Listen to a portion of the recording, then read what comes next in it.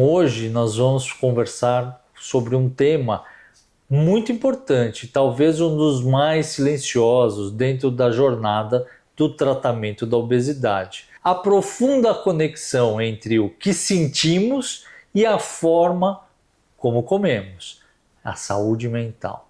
Muitos pacientes chegam ao consultório com uma queixa que vai além do corpo, uma angústia, um ciclo de culpa, uma sensação de perda de controle. E para me ajudar a trazer com mais clareza esse assunto, eu tenho a honra de receber uma pessoa aqui que é uma parceira de muitos anos, trazer aqui a Célia, que trabalha com a gente há bastante tempo e que vai falar bastante sobre esse tema. É um prazer estar aqui, principalmente eu trabalho muito tempo com o doutor, porque ele é uma pessoa muito especial. Ele é um gentleman, ele é um cirurgião maravilhoso, ele é um amigo grande. A questão da comida, Célia, talvez seja um tema muito central dentro da doença obesidade. A obesidade, eu tenho a doença obesidade metabólica, uma coisa que eu tenho estímulo para comer, eu tenho o problema hormonal, vamos dizer assim. Hoje a gente fala sobre os injetáveis e tal, que cumprem esse papel, né? Uma parte da metabologia e da obesidade. Mas a gente sabe que não é só isso, né? A obesidade é uma doença que vão se colocando os ingredientes dentro daquele caldeirão. Um deles é a questão psíquica, né? Explica pra gente um pouquinho desse tema. Como é que é a questão da comida para quem tem obesidade? Como é que é essa relação? Eu diria assim, sabe? Eu considero que a comida seja a situação mais próxima que a pessoa tem para desafogar a angústia que ela sinta. Então ela está triste, ela está estressada. A vida hoje em dia tem uma série de qualidades, eu acho, e até o estresse é uma qualidade desde que a gente aprenda a andar no momento certo. O estresse pode ser benéfico para Isso te impulsionar a fazer coisas melhores. É uma bola propulsora que te leva a situações. Mas quando é demais é doença. Quando a gente não consegue responder aquele estresse, ele se torna maior que o senhor. E quando ele se torna maior que o senhor, ele está causando um problema sério. Então, o que acontece? As pessoas, elas recebem a mensagem desde criança que comer traz paz, comer te faz crescer, você vai ficar bonito. E no momento que ela não sabe como agir, ela come. Quando a criança é pequenininha, que ela chora, o primeiro estímulo que ela recebe é a mamadeira na boca ou a mãe dando o peito para ela mamar. E aquela angústia, aquela situação de fome melhora. E ela vai crescendo. E ela vai recebendo a mensagem dos pais das pessoas que estão junto. Não, precisa comer para ficar bonito, precisa comer. Não, você vai deixar isso. Não pode deixar comida. Vou contar para sua mãe quando alguém está com a criança que você não comeu, que você não vai ficar bonito. Não, está errado. A criança grava essa história e vai levando. Não pode sobrar no prato. Não pode sobrar no prato. Então eles põem um prato, a criança não pode montar o próprio prato, que seria o ideal. Então eles colocam a comida no prato da criança, coisa que eles consideram que seja importante, coisa que eles acham que aquela quantidade a criança deve comer. Só que a criança não come. E aí não é porque ela beliscou antes, não é que ela comeu coisas fora do horário. Ela chegou no limite. Então a criança sabe dosar o limite. Aí vem o adulto, olha e fala assim, não pode ficar essa comida no prato. Tem muita criança sofrendo na rua que não tem o que comer. E é uma realidade. Só que a criança que está lá não é a criança da rua. Ela não tem mais o que comer. Não, você tem que comer, porque além de tudo é pecado. O que é pior, colocar desde pequeno que é pecado você deixar uma comida. Então a criança traz essas mensagens para a fase adulta e o que ela vai fazendo? Quando ela está diante de um momento, de um impasse, ela come, porque aquilo traz prazer. Só que no momento que ela come, ela sabe que ela já não tem a necessidade daquela comida. E no momento que ela não tem necessidade por fome daquela comida, ela lembra que ela está acima do peso. E no momento que ela está acima do peso, ela está se detestando.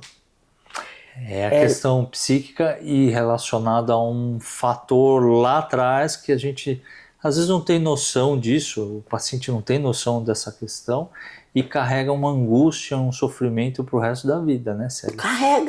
Carrega, e é uma coisa triste e é interessante quando a gente fala sobre a bariátrica, que eu faço determinados jogos com a pessoa, jogos de palavras, né? O que você faria se você estivesse indo no quilo e você não aguentasse? Aí eu falo assim, você vai colocar lá uma salada, legumes, e depois você precisa da carne, da proteína. Então você vê lá uma carne, você pega 5 pedacinhos de um picadinho.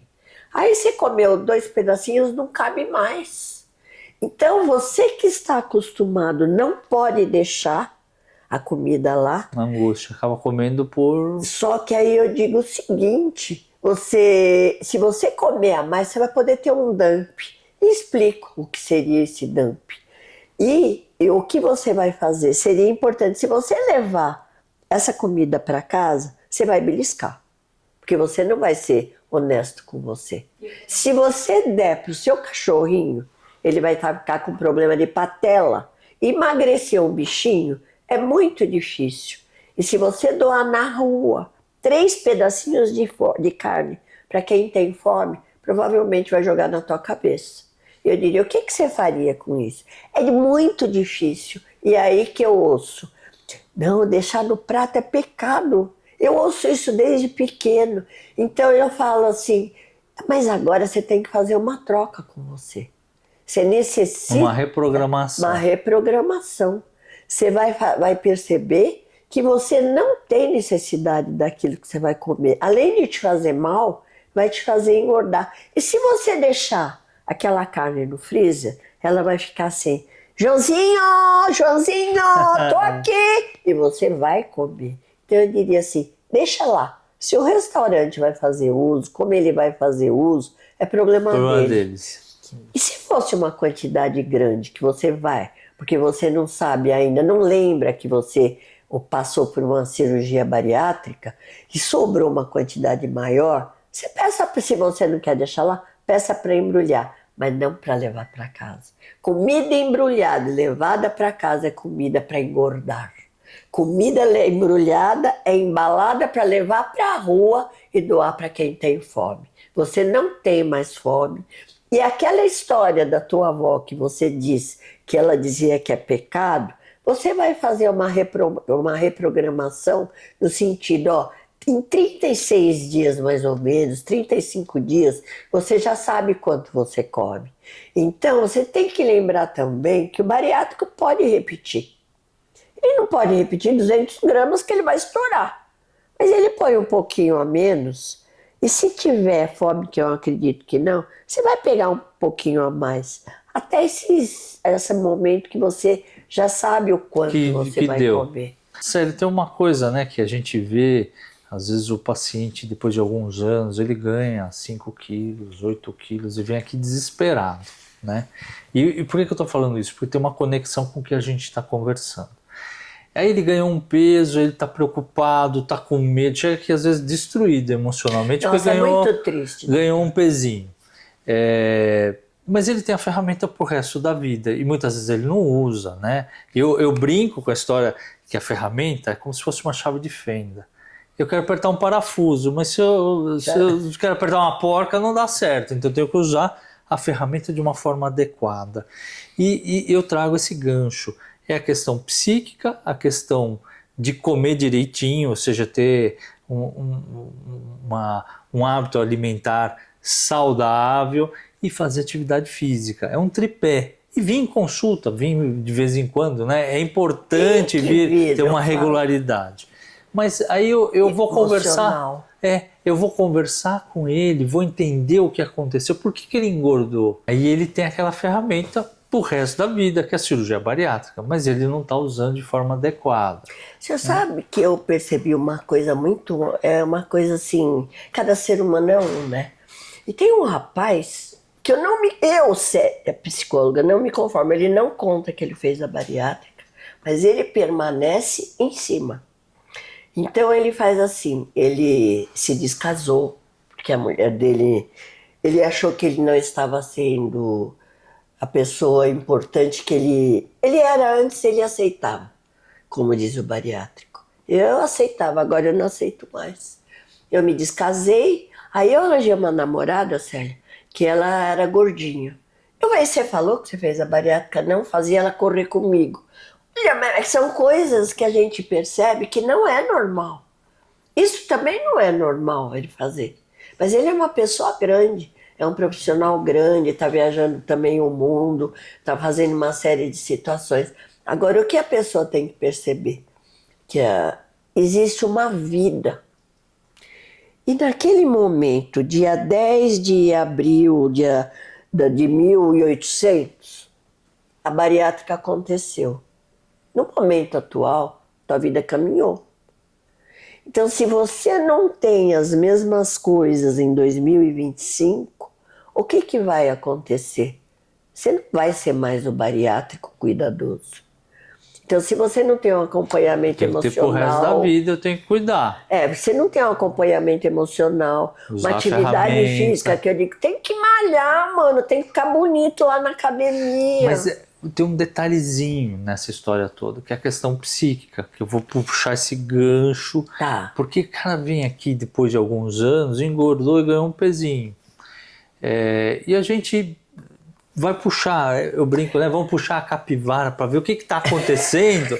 É e a aí capivara mesmo. você vai ver, não é só que ele parou de fazer atividade física ou parou de comer direitinho. A vida continuou. A vida né? continuou, mas tem uma questão psíquica muitas vezes acontecendo. Ou ele perdeu alguém da família, ou ele perdeu o emprego, ou ele está infeliz com alguma coisa que aconteceu e que tem um impacto grande, e às vezes está tão na frente dele e ele não consegue enxergar o que está acontecendo. E nesse momento eu tenho que ajudar ele a voltar para os eixos, né? A voltar à atividade física, voltar a comer direitinho, mas se eu não melhorar a cachola, ele não vai voltar a perder peso. Ele tem a ferramenta para perder peso. E muitas vezes ele está deixando a oportunidade de correr. Sabe, doutor, eu acho que são duas situações. Uma que eles não vêm com tanta frequência no consultório. Não é no do senhor, é em todos os Todos, eu ligo para eles. Não faz nada. Eu passo como um chato que liga, que manda mensagem. Parece aquele que não tem paciente, que fica chamando. Não é nada disso. É que sabe que daqui a pouco vem com um problema maior. Acontece, mas não deveria acontecer. Isto. A gente aceita, mas não é o correto. E a vida começa a mudar. E tem uma série de problemas, como disse o senhor, que está na frente, eles não conseguem ver. Por quê? É mais fácil, muitas vezes, a gente negar o problema que está acontecendo, porque eles não trabalharam direito lá atrás, os problemas antigos. Estão trabalhados, mas eles... Aí vem a questão da fome, aquela fome que é a coisa do nenê lá, que isso que você mesmo. explicou pra gente. Então aquela história volta, que está gravada. Ele não fez o research direito. Ele não conseguiu elaborar que a vida pode ser mantida pela alegria de viver, pelos fatos que eles estão vivendo, que não vão ser eternos. Agora, eu penso o seguinte, essas coisas que mostram que a gente está sem limite, mostram, eu estou com um problema. Eu não estou conseguindo sentir. Eu não estou gostando daquela forma. Eu não estou gostando mais desse emprego. Eu não estou conseguindo levar. Então, antes que aumente o peso, procura o senhor, procura o psicólogo e procura o descontar psiquiatra. na comida. A comida é a mensagem da avó lá de trás. Ela era ótima, ela era boa, ela te dava coisas gostosas. Tua mãe te nutriu quando você precisou, mas ela não é uma gasolina na tua vida, tá? Você vê, a gasolina já não é só mais gasolina, é carro elétrico, é uma série de coisas. Por quê? Foi vendo que a gasolina poluía da mesma forma que a comida engorda. Foi vendo que a eletricidade é um carro mais sadio para onde você mora. A tua vida tem que ser sadia para aquilo que você vive. Tem que buscar alternativas Você e resolver o problema. Você tem que ser feliz. Isso, precisa ser e feliz. tem condições de ser feliz. E às vezes a pessoa fala assim, é que eu não tinha dinheiro. Eu digo que isso não é causa. Não, não é. É muito fácil dizer que o problema é financeiro. Às vezes a gente sabe que pode até ser um problema financeiro. Procura a gente para ver se não vai ter um auxílio. Não é que a gente vai doar dinheiro. É lógico. Não tem. Mas a gente pode doar a ferramenta que ele precisa no momento com uma forma diferente de cobrança. Tá? Pode até fazer uma situação diferente. Isso não adianta a pessoa aplicar. Tem que ter vontade, Célia. Esse é o tchan do negócio. Tem que ter vontade, tem que estar afim de fazer a mudança, de reprogramar, né? Voltar ao que era lá antes, no momento que deu certo. Eu estou falando do reganho, né? Esse reganho. Às vezes eu recebo paciente de outros médicos aqui e falo assim, doutor, eu fiz a cirurgia bariátrica, eu quero ir aí porque eu quero reoperar. Né? E não é isso, ele não está usando a ferramenta de forma adequada. Ele ainda não caiu a ficha do que está acontecendo. É verdade. E quando ele vem aqui, eu falo isso para ele, muitas vezes ele não se sente acolhido ou acha que eu não estou querendo, porque ele quer ouvir que ele pode reoperar. Mas eu acho que antes disso, antes de você partir para fazer qualquer coisa, você precisa entender por que não está dando certo. Porque se não deu certo para operar aquela vez, vai continuar não dando. Tem alguma coisa errada, questão psíquica. Eu concordo plenamente. A questão a família é um problema comer direitinho, sério. A família. Ou seja, tem outras coisas que a gente precisa investigar antes, né? Normalmente cai na questão psíquica. E aí aquela angústia de não saber como trabalhar, toca o sino lá do mamá da mãe e da avó que dá a comida, que depois vem dizer que não pode, mas abriu uma doceria na esquina da casa. E aí? É isso a aí. gente não souber lidar com a doceria da esquina da casa, a culpa de engordar da doceria não é sua, é sua. Na pandemia, eu fiz 676 quilômetros. Por quê? O que eu comia, eu tinha que gastar. Então, se eu não fizesse 6K por dia, eu não podia comer o que eu comia. Então, para eu poder não sair, não fazer nada, não acontecer, eu comia coisas às vezes mais calóricas. Só que se eu não fizesse 6K, no dia seguinte eu não podia comer. E eu tenho uma casa que não é grande.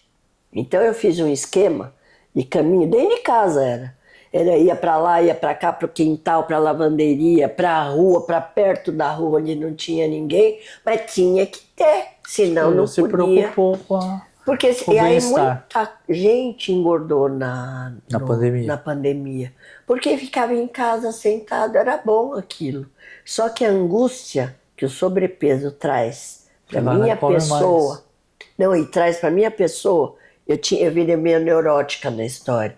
Então eu não sei se essa neurose foi uma coisa ruim ou foi uma coisa boa. Para mim, permitiu que eu ficasse como eu era dentro da situação, porque eu trabalhei muito, graças a Deus de um lado, e muito triste do outro, pela angústia que eu atendi, pela angústia do medo, pela vida que ia acabar, pelas pessoas novas que ficaram velhinhos. E nessa história atendi alguns pacientes do senhor também. A pandemia deu uma desnudada na questão psíquica, né, Célia? Muito cruel. Foi muito difícil, foi um momento extremamente difícil para conciliar a vida que a gente tinha antes e a transformação que ocorreu depois da pandemia para a vida que a gente tem hoje. Até hoje é difícil, né? É verdade. Gente? Então, assim, na verdade, Célia, assim, a parceria com você no cuidado do paciente bariátrico é extremamente importante. A mensagem que eu gostaria de deixar aqui é justamente essa, que a gente às vezes não dá muita importância. Tem que passar na psicóloga, doutor? Tem que passar na psicóloga. Eu preciso bater uma palavra. É chato? Mas é extremamente importante. Eles talvez não tenham a noção da profundidade que é esse capítulo na saúde deles, a saúde mental. né? Eu acho que a pandemia teve essa questão de trazer isso mais à tona, porque o consultório dos psicólogos e dos psiquiatras mudou, tem um volume maior agora, Verdade. né? Mas existe ainda muito preconceito e desinformação com relação a isso. Você concorda comigo? É verdade mesmo. E tem uma situação que ainda, por incrível que pareça, quem faz terapia é desequilibrado. Não é desequilibrado e não é louco. Como quem vai a psiquiátrico está necessitando de um medicamento para que ele possa superar um momento difícil. Tudo tem jeito. Transitório. Tudo passa, não é assim, doutor? Sim. Quando a gente olha para a situação que está acontecendo. E deixa de passar quando a gente se fixa naquela situação e passa a ser o ponto-chave da sua vida. Nada é ponto-chave. Tudo tem movimento e tudo tem necessidade de uma reciclagem. Então é importantíssimo, eu considero, para qualquer pessoa que busque um terapeuta, que busque um psiquiatra, e quem passou por uma cirurgia bariátrica, que faça o atendimento sequencial para saber como é que está a saúde, como é que não está. A bariátrica, a cirurgia bariátrica, como diz o doutor, é um instrumento. E essa situação, se não é colocada como instrumento, ela passa a ser necessária como uma, que a própria palavra fala, é uma necessidade de você saber como está o seu corpo, para que você tenha a sua cabeça inteira. Exatamente. Corpo e mente precisam andar de mãos dadas para que a saúde seja completa. Espero que essa conversa tenha trazido um pouco de alívio e clareza para você. A obesidade é uma doença complexa e por isso o tratamento também tem que ser completo. A informação que trouxemos aqui é o primeiro passo para isso. O nosso conselho final é: busque um cuidado integrado. Se você se identifica com essa luta, converse com um profissional, faça uma avaliação completa do seu quadro. Estamos à disposição. Né, Célia? Muito obrigado. Gostaria de agradecer essa conversa tão gostosa que a gente teve aqui e que vai ajudar muito eles. Eu agradeço também o senhor ter lembrado de mim dentro da equipe, que o senhor lembra sempre.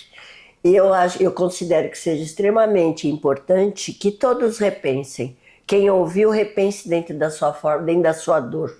Que busque a necessidade dentro da sua dor. O mundo está à disposição com vários profissionais e não deixem de procurar. Vocês são muito importantes para vocês e para o mundo. Muito obrigada. Se essa conversa te ajudou de alguma forma, se inscreva no canal para fortalecermos ainda mais essa comunidade de apoio e informação. Se tiver alguma dúvida geral, pode deixar aqui nos comentários aqui. Será um prazer continuar essa conversa.